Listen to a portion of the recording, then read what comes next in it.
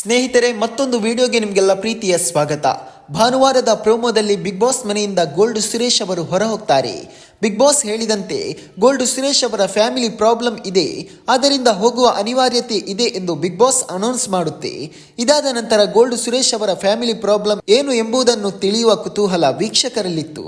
ಆಗ ತಾನೇ ಸೋಷಿಯಲ್ ಮೀಡಿಯಾದಲ್ಲಿ ತುಂಬಾನೇ ವೈರಲ್ ಆಗುತ್ತಿದ್ದ ವಿಷಯ ಏನೆಂದ್ರೆ ಗೋಲ್ಡ್ ಸುರೇಶ್ ಅವರ ತಂದೆ ತೀರಿಕೊಂಡಿದ್ದಾರೆ ಎಂಬ ವಿಷಯ. ನಂತರ ಅದು ಸುಳ್ಳು ಸುದ್ದಿ ಎಂದು ಅರಿವಾಗ್ತದೆ.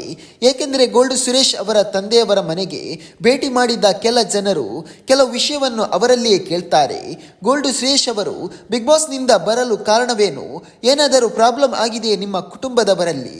ಅದಕ್ಕೆ ಗೋಲ್ಡ್ ಸುರೇಶ್ ಅವರ ತಂದೆ ಹೇಳಿದ ಪ್ರಕಾರ ಯಾವುದೇ ತೊಂದರೆ ಇಲ್ಲ, ಎಲ್ಲವೂ ಚೆನ್ನಾಗಿದೆ, ಮತ್ತೆ ಏಕೆ ಬಿಗ್ ಬಾಸ್ ಗೋಲ್ಡ್ ಸುರೇಶ್ ಅವರನ್ನು ಮನೆಗೆ ಕಳುಹಿಸಿದ್ದು ಎಂದು ಕೆಲವರಲ್ಲಿ ಪ್ರಶ್ನೆಯಾಗಿಯೇ ಉಳಿದಿತ್ತು. ಇನ್ನು ಕೆಲವರು ಇದು ಬಿಗ್ ಬಾಸ್ ಮಾಡಿದ ಗಿಮಿಕ್ ಆಗಿರಬಹುದೇ ಎಂದು ಯೋಚಿಸುತ್ತಿದ್ರು.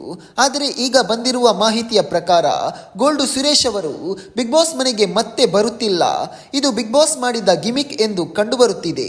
ಸ್ನೇಹಿತರೆ, ಈ ವಿಷಯದ ಬಗ್ಗೆ ನಿಮಗೇನನ್ನಿಸುತ್ತದೆ ಕಮೆಂಟ್ ಮಾಡಿ. ಹಾಗೂ ಇಂತಹ ಬಿಗ್ ಬಾಸ್ ಅಪ್ಡೇಟ್ಗಳಿಗಾಗಿ ನಮ್ಮ ಚಾನಲ್ ಅನ್ನು ಸಬ್ಸ್ಕ್ರೈಬ್ ಮಾಡಿ.